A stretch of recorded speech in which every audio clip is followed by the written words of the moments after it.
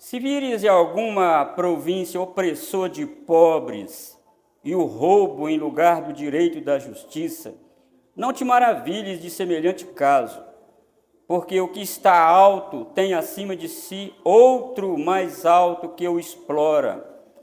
E sobre estes há ainda outros mais elevados que também exploram.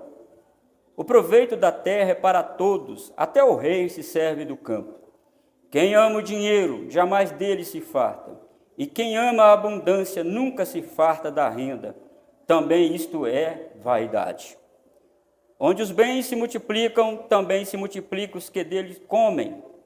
Que mais proveito, pois, têm os seus donos do que os verem com seus olhos? Doce é o sono do trabalhador, quer coma pouco, quer muito, mas a fartura do rico não o deixa dormir. Grave mal vi debaixo do sol, as riquezas que seus donos guardam para o próprio dano. E se tais riquezas se perdem por qualquer má aventura, ao filho que gerou nada lhe fica na mão. Como saiu do ventre sua mãe, assim nu voltará, indo-se como veio, e do seu trabalho nada poderá levar consigo. Também isto é grave mal. Precisamente como veio, assim ele vai. E que proveito lhe vem de haver trabalhado para o vento? Nas trevas comeu em todos os seus dias, com muito enfado, com enfermidade e indignação. Eis o que eu vi. Boa e bela coisa é comer e beber, e gozar cada um do bem de todo o seu trabalho, com que se afadigou debaixo do sol, durante os poucos dias da vida que Deus lhe deu, porque esta é a sua porção. Quanto ao homem a quem Deus conferiu riquezas e bens, lhe deu poder para deles comer e receber a sua porção e gozar do seu trabalho, isto é dom de Deus. Porque não se lembrará muito dos dias da sua vida, porquanto Deus lhe enche o coração de alegria. Ó Deus, mais uma vez colocamos-nos diante do Senhor. Esta é a tua palavra, ó Pai, de sabedoria. Não é a sabedoria de Eclesiastes meramente aqui, Senhor, mas é a sabedoria do céu, a sabedoria de Deus, a sabedoria divina, a sabedoria do teu Espírito. E, portanto, Senhor, como o Senhor falou lá no passado com o teu povo, através desses escritos de sabedoria, fala-nos também-nos hoje, Senhor, para a glória do teu nome e para o bem do seu povo, no nome de Jesus. Amém. Amém. Irmãos, há dois pares que demarcam o ponto central dessa porção das Escrituras, e esses pares estão interligados entre si. Nós temos aqui relacionamentos e opressão. Primeiro, como nos relacionamos com o governo? E como nos relacionamos com o dinheiro? O outro par é a opressão. O pobre é oprimido pelo governo e o rico é oprimido pelo dinheiro. Então ninguém sai desta opressão. Ou ele é oprimido pelo governo, por alguém mais alto do que ele, ou ele é oprimido por algo que ele possui. Ele vive numa eterna angústia. E como nós, irmãos, já sabemos, a tese do Kohelet é mostrar que a vida aqui debaixo do sol é vaidade de vaidades, tudo é vaidade. Ele diz também que as pessoas que não se aproximam de Deus com reverência e adoração e vivem isoladas para si mesmas, além da sua vida ser vaidade, e apesar de todo o seu esforço e fadiga, essas pessoas estão trabalhando para o vento. E como vimos no capítulo 1, o vento não tem progresso. Ele sopra de um lado, depois volta para o outro lado, o vento não sabe para onde ele vai. Ao mesmo tempo que ele sopra, ele para de soprar, fica tudo quieto. Então, quem coloca o seu coração aqui debaixo do sol, nos bens dessa terra, está trabalhando para o vento. Não vai dar resultado nenhum. Não dá resultado. E o pregador, irmãos, aqui, não somente diz que a vida debaixo do sol é sofrível, mas também passageira, ele mostra caminhos que podemos trilhar, que possibilitam mitigar um pouco esse sofrimento e essa dor que nós sofremos por causa do pecado. Por isso ele fala sobre a realidade da vida sem colocar panos quentes. Ele vai direto ao ponto. Você está trabalhando para o vento, você está indo a lugar nenhum, porque a vida aqui debaixo do sol é uma eterna mesmice. É a roda do hamster. A roda gira sem parar, mas o hamster não sai do lugar. Você está trabalhando desta forma. Mas ele tem uma expressão muito própria dele, que ele vai, a partir do capítulo 7, ele vai falar mais nela.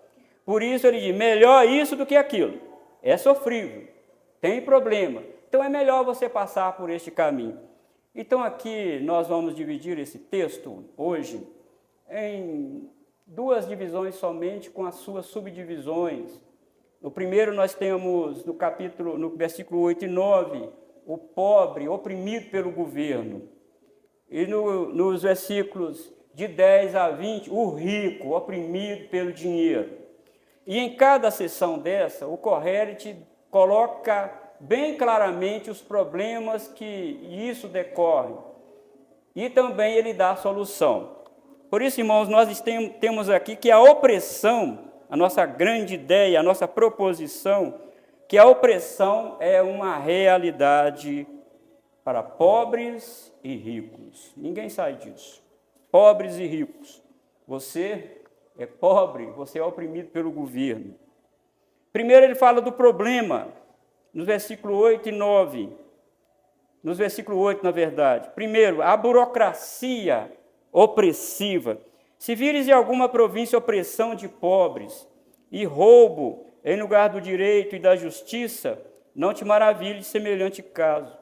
Olha, não põe a mão na boca, espantado, como se não estivesse acreditando no que você acabou de saber.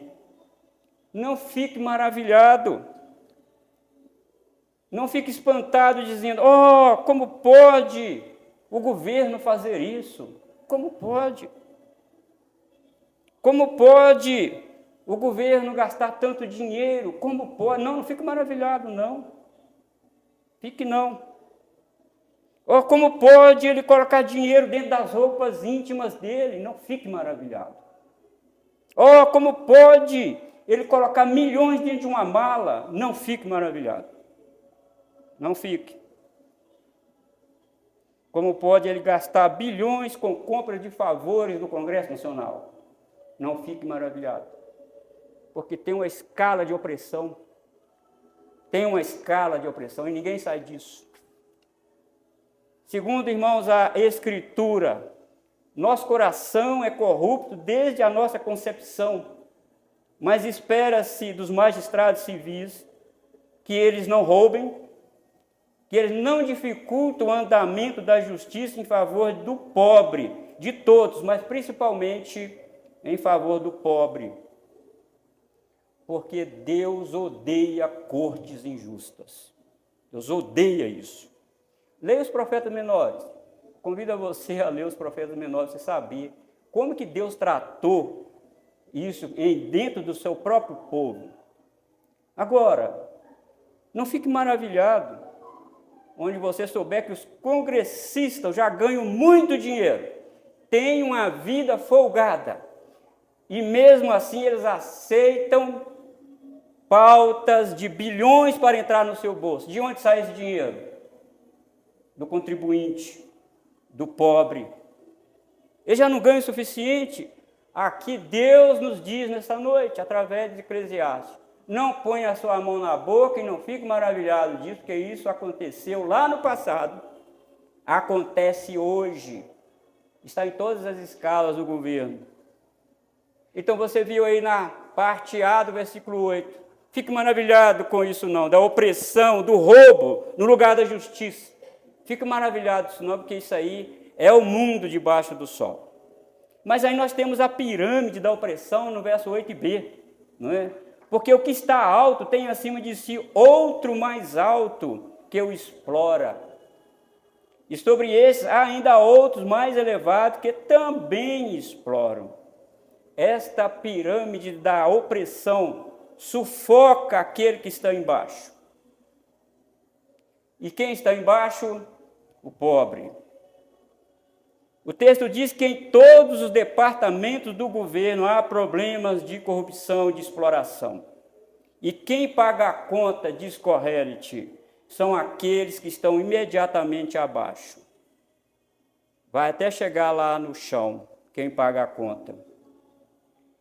Então ele dá uma solução no verso 9, para mitigar um pouco isso. Como que resolve isso então? Já que nós estamos debaixo de exploração, do roubo e da corrupção. Como?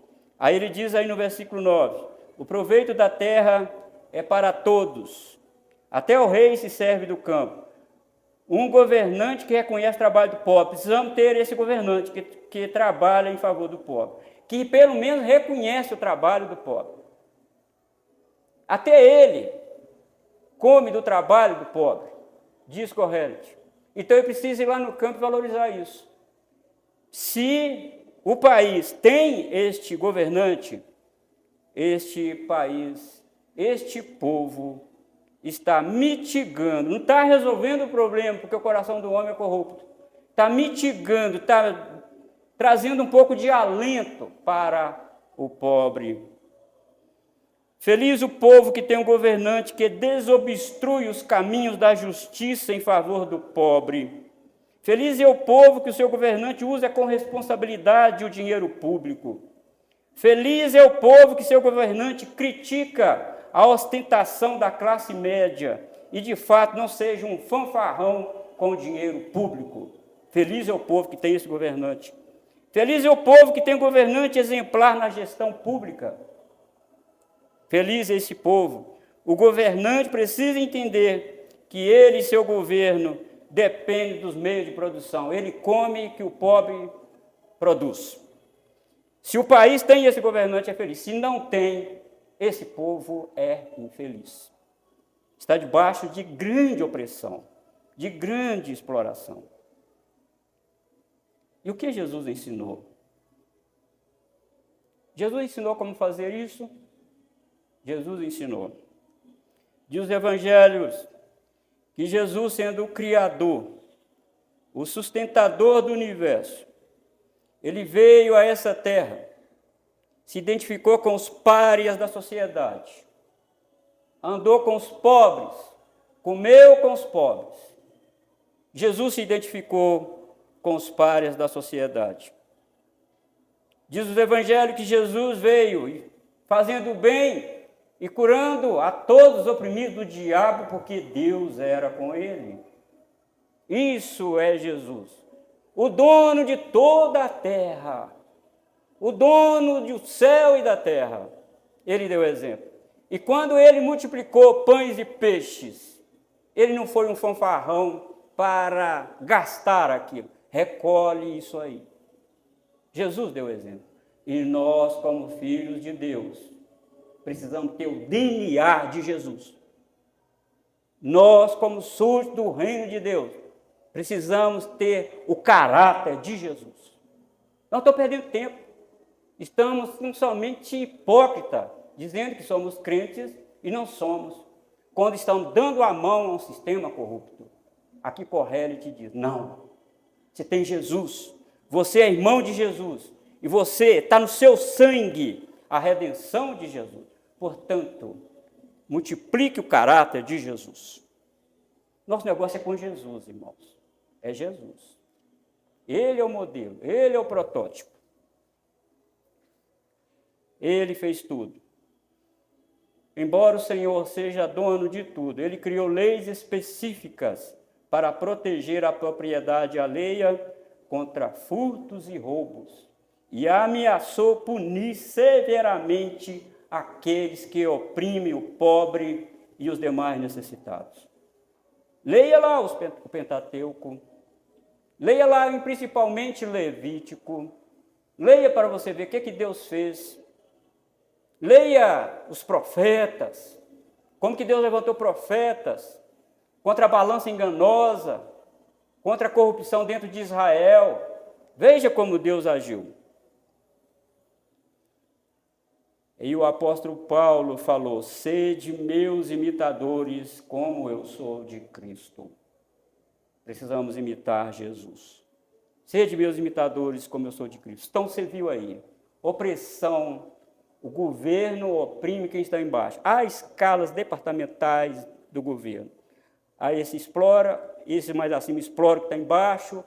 É uma pirâmide da opressão. E lá embaixo está o pobre. Lá embaixo, pagando toda a conta, está o necessitado.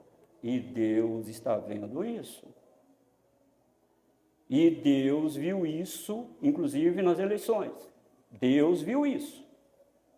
Deus viu isso. E não vem com essa bobagem que a Bíblia não fala de política, ela fala de política sim. Ela fala.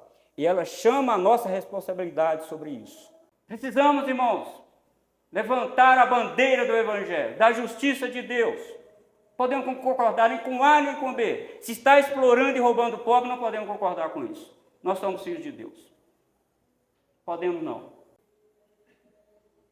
Mas do versículo 10 a 20. Mas há outro que sofre opressão. O rico oprimido pelo dinheiro. Do versículo 10 a 17, nós temos aqui vários problemas. Versículo 10. Insatisfação. Quem ama o dinheiro jamais dele se farta, e quem ama a abundância nunca se farta da renda. Também isso é vaidade. Insatisfação. O dinheiro, de fato, não traz satisfação. Não, ele não vai resolver o seu problema.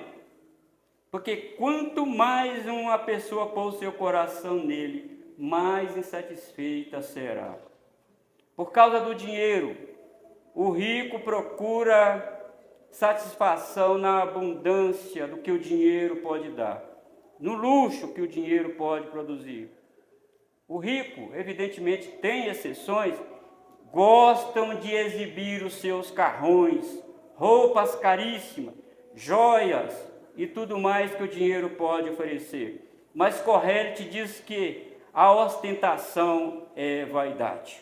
Não vai te levar a lugar nenhum, não vai te dar satisfação. É tão duradouro como dura o vapor, a ostentação. Isso é vaidade. Mas versículo 11 diz, exploração. Versículo 11.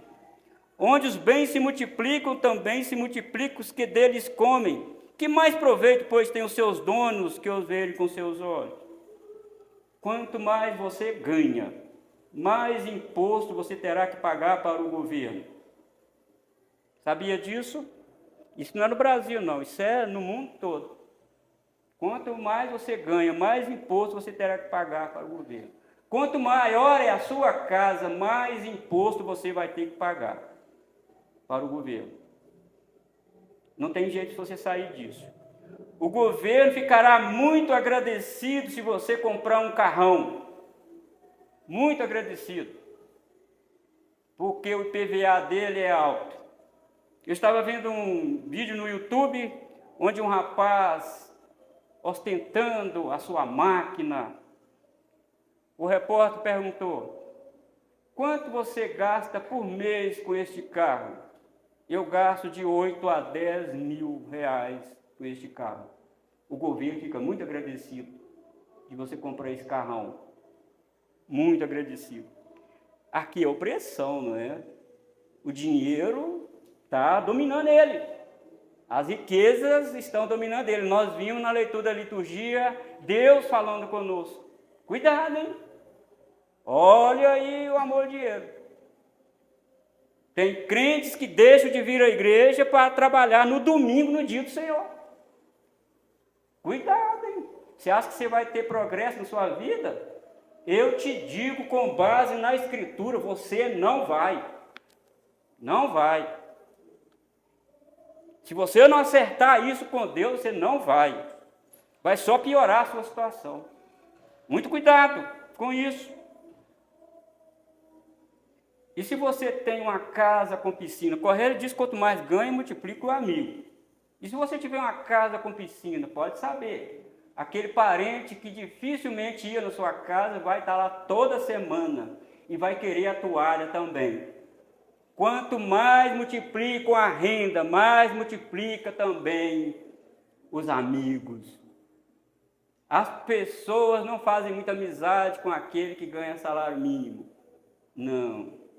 Mas se você melhorou de vida, e pode acontecer até mesmo dentro da igreja, que bênção, irmão.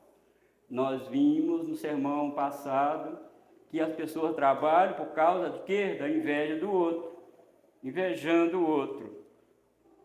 Está ficando muito claro aqui para nós, Deus nos falando através da sua palavra, não é? Cuidado. Você quer ganhar mais dinheiro? Então fique sabendo que você vai ficar sujeito ao seu poder. Vai ficar sujeito a ele. Versículo 12. Outro problema que o Correia te diz. Doce é o sono do trabalhador, quer coma pouco, quer muito, mas a fartura do rico não deixa dormir. Esse é o terceiro problema provocado pelo dinheiro, é a falta de paz de espírito. Esses homens que têm bilhões investidos na bolsa de valores, eles não dormem. Eles ficam olhando o gráfico, onde vender suas ações, quando não vender. Eles ficam loucos, ficam doentes mentalmente, não dormem. Enquanto o trabalhador que ganha pouquinho, mal coloca a cabeça no travesseiro e já está dormindo. E o rico, com essa angústia, essa opressão, o dinheiro oprimindo ele não consegue viver. E ele, por causa do dinheiro, ele mata, ele faz a inimizade, ele xinga os outros, ele passa por cima de convenções e normas, ele não obedece à lei, não é? Por causa do dinheiro. Aqui a palavra de Deus fica muito clara, o trabalhador tem um sono doce, mas a fartura do rico não deixa ele dormir. Até de noite, o abençoado do rico não tem paz, nem para dormir. E agora no versículo 13, 17, ele acrescenta 2 graves males aqui, ainda falando sobre o dinheiro. O versículo 13 e o 14, ele diz que não adianta você ter isso, você vai perder isso tudo, você corre o risco de perder isso tudo. Grave mal vi debaixo do sol, as riquezas que seus donos guardam para o seu próprio dano. Ele vai falar isso no versículo 17, o que vai acontecer? Enfermidade. Olha o versículo 17. Nas trevas comeu em todos os seus dias com muito enfado, com enfermidades e indignação. Tem muita pessoa rica, doente, que não pode nem comer direito por causa disso. Eu me lembro quando cortaram o zero no dinheiro, aqui os mais velhos aqui lembram disso? Quando cortaram o zero aí no dinheiro, você que tem, acho que 35 anos para baixo, acho que você não vai lembrar muito, mas cortaram o zero aí, não sei quantos zero cortaram no dinheiro. Eu me lembro que muitas pessoas suicidaram. Aquela fortuna que eles tinham lá no banco não valeu nada. Porque as riquezas são vaidade, vapores. Você pode perder tudo. O rico pode perder tudo. Pode perder por um cataclisma natural que vai acontecer. Né? A guerra também é outro. A guerra tira também as riquezas das pessoas. Destrói patrimônios. Quantos israelitas lá agora, nessa guerra lá com o Hamas? Quantos já perderam seus patrimônios? Aqui Correia te diz, coloca o seu coração em bem não, viva acima do sol. Jesus falou, não deposite aqui na terra, não deposite valores aqui na terra, deposite no tesouro no céu, porque lá ladrão não rouba, lá o governo não tem acesso. lá não tem a boca do leão. Não, lá está guardado. Irmãos, vamos pensar nisso, para o nosso bem, para o bem da nossa família. E se tais riquezas se perdem por qualquer má aventura, ao filho que gerou, nada lhe fica na mão. Além de ele perder tudo, a sua descendência também fica com nada. Porque o primeiro explorador que nós vemos aqui é o governo.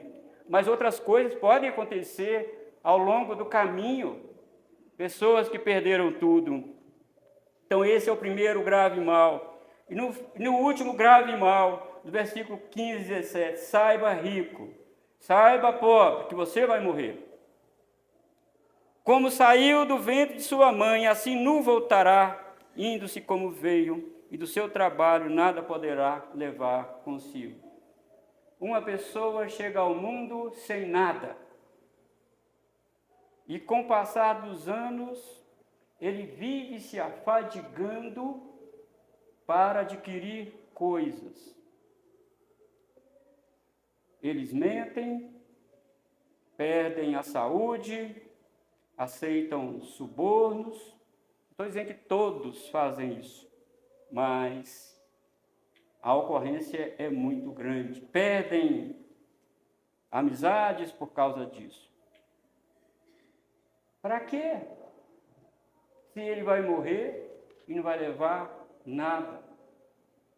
Para que isso? Você lembra da nossa leitura na liturgia? Tendo o que comer e o que vestir, estejais com isso contentes. Paulo está pegando isso aqui do Corrélite e ele está pegando dos profetas.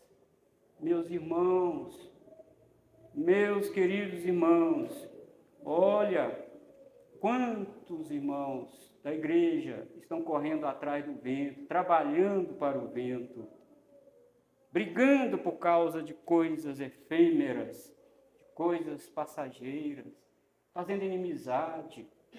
Não, nós vamos para a sepultura.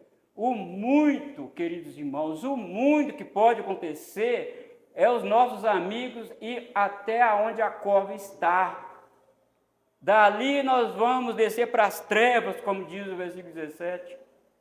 Nós vamos descer para as trevas e vamos sozinho para lá, sem nada. Como diz o provérbio popular, caixão não tem gaveta. Vamos sozinhos para lá. E por que perder a saúde por causa disso? Por que faltar os cultos por causa disso? Por quê? Não faz sentido. Você está trabalhando para o vento. Não, faz isso não. Por que brigar com o cônjuge por causa disso? Se nós nascemos nu e vamos morrer também sem nada, para que isso? É o que a palavra de Deus nos fala aqui nessa noite. Mas ele nos mostra a solução para mitigar um pouco essa tensão, essa opressão. Primeiro a opressão do governo, depois a opressão da riqueza. Mas como conciliar isso e viver melhor, um pouco melhor aqui debaixo do sol? Versículo 18 até o versículo 20. Aproveite com sabedoria o quanto você puder. Aproveite isso.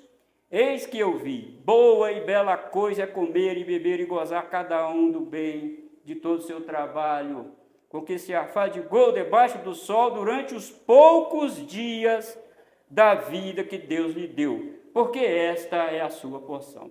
Você não tem mais nada aqui. Ah, não tem riqueza? Não tem. Se você não usufruir do fruto do seu trabalho, ele volta a dizer isso, você não está aproveitando a porção que Deus está lhe dando. E para isso acontecer, meu irmão, você precisa tirar os seus olhos da promessa no futuro. O futuro não existe. Isso não quer dizer que você não tem que ser previdente, ordeiro nas finanças. Isso não quer dizer que você não tem um planejamento. Você tem que ter um planejamento. Mas não é só isso. Você precisa colocar no seu planejamento comer coisas melhores, talvez comprar coisas melhores para você, fazer uma viagem também. Você precisa colocar isso no seu planejamento, porque senão vai acontecer o quê? Enfermidade aqui no versículo 17. Enfermidade. Então aproveite com sabedoria, porque essa é a única porção que nós temos aqui. Aqui a palavra de Deus não está dizendo que você não tem que ser como as formigas previdentes. Tem que ser. Mas não é só isso. Você precisa aproveitar aquilo que Deus te dá. Segunda solução, versículo 19. Seja grato por aquilo que Deus te deu.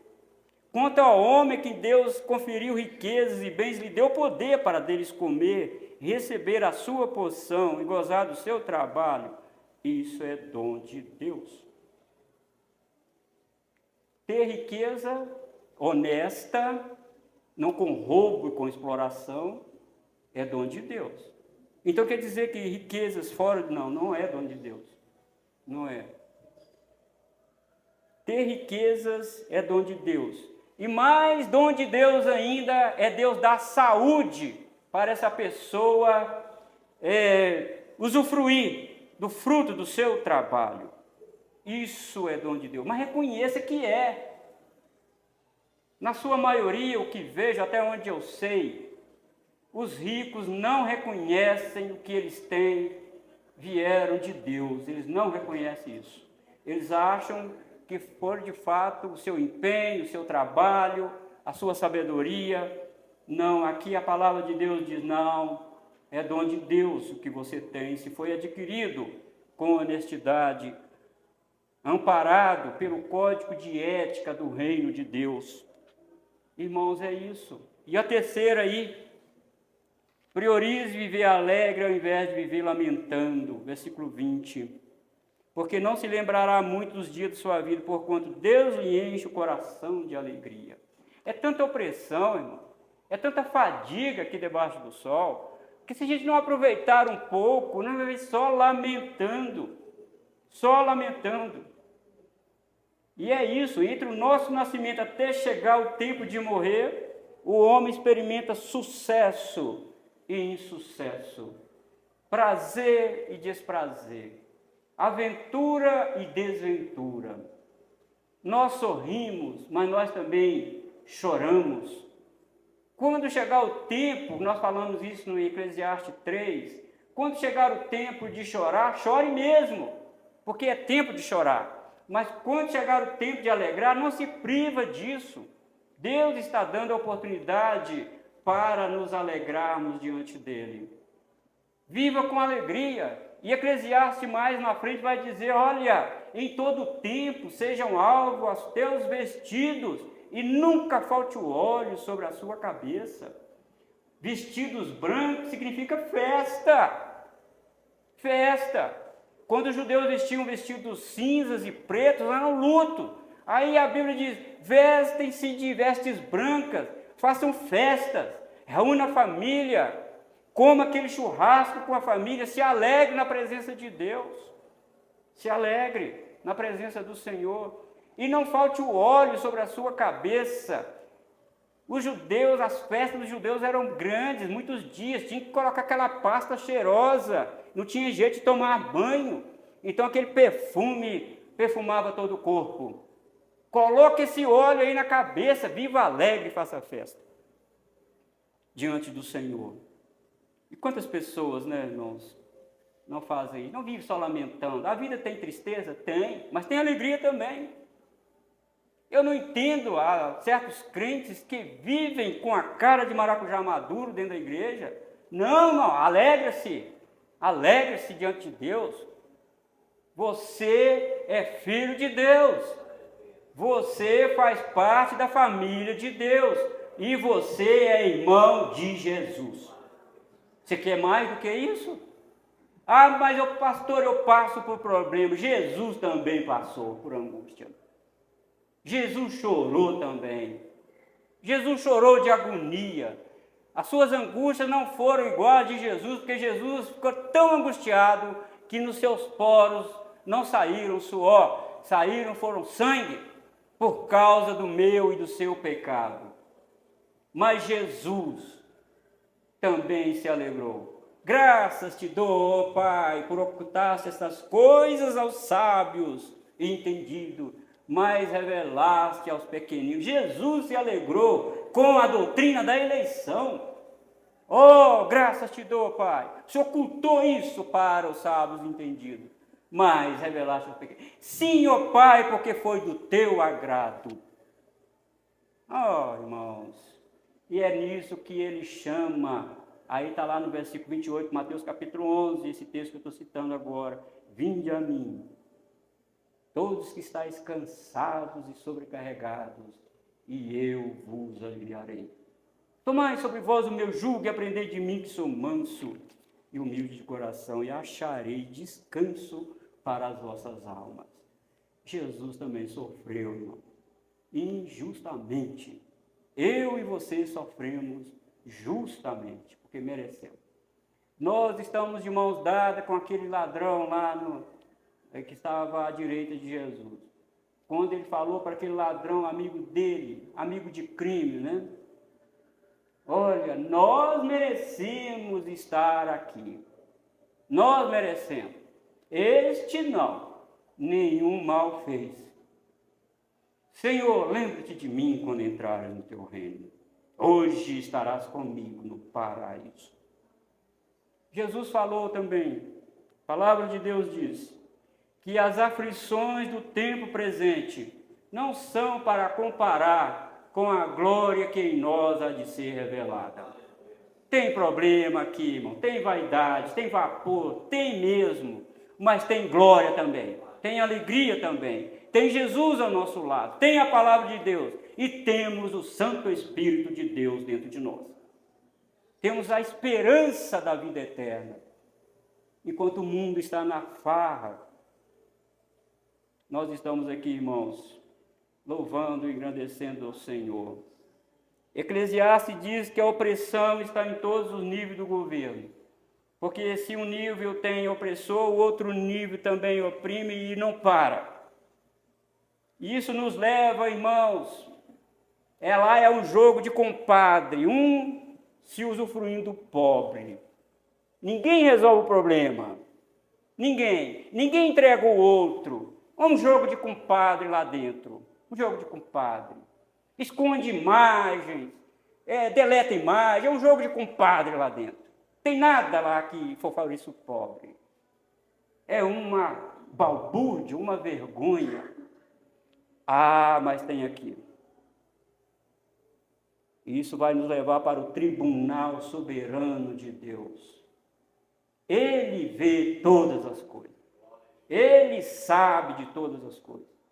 E diz a Santa Escritura que todo joelho se dobrará diante de Deus. Aí acabou. Lá não tem ninguém togado, valentão, que usa o poder da caneta para prender pessoas sem o devido processo legal. Lá não. Lá tem o soberano juiz. Dobre seu joelho aqui. Aqui eu sou o Rei dos Reis, Senhor dos Senhores. É isso, irmão. Esse é o nosso Deus. E Eclesiastes nos leva para isso. Nos leva para esse tribunal superior de Deus. Lá é, de fato, o Supremo Tribunal. Lá é. Agora, irmãos, o Senhor Deus libertou seu povo da opressão e do rei tirano no Egito. Não libertou? É uma amostra que ele fez conosco. A maior opressão é o pecado. As opressões das opressões é o pecado. As pessoas pecam porque elas estão debaixo do poder do pecado. Mas Jesus nos libertou da opressão do pecado. Ele nos libertou do reino das trevas, como nós vimos hoje, e nos transportou para o reino do Filho do seu amor. Nós não estamos debaixo mais do pecado. A lei não terá, na verdade, o pecado não terá domínio sobre vós, diz Paulo, porque não estáis debaixo da lei, mas da graça. É isso. Se nós não tivermos esse pensamento, irmão, nós vamos ficar aqui lamentando, só lamentando. Não. precisamos olhar para aquilo que Cristo fez por nós na cruz. Coitados são estes do mundo. Nós não, nós somos filhos de Deus. Nosso nome está escrito no livro da vida do Cordeiro antes da fundação do mundo. E as portas do inferno não prevalecerão contra nós. Pronto. Problemas não vão nos atingir, embora que por pouco tempo ficamos angustiados, tristes, abatidos. Mas saiba, meus irmãos, de uma coisa: Jesus garantiu a nossa vitória na cruz. E ele diz lá, tetelestai, está consumado, agora acabou. Pronto, estamos em Cristo Jesus. Mas, pastor, o pecado está numa crescente no mundo. A palavra de Deus diz: onde o pecado abundou, superabundou a graça. Eu fico com isso. Jeremias estava vendo o exército da Babilônia entrar, matar pessoas, matar, rasgar com espada as barrigas das mulheres grávidas, matar os seus bebês. Jeremias estava vendo isso. E de repente, aquilo entristeceu o coração dele, mas ele parece que deu uma sacudida na sua mente. Lamentações, capítulo 3, versículo 21. Quero trazer à memória o que me dá esperança. Vou ficar olhando isso não. Eu vou trazer à memória o que me dá esperança.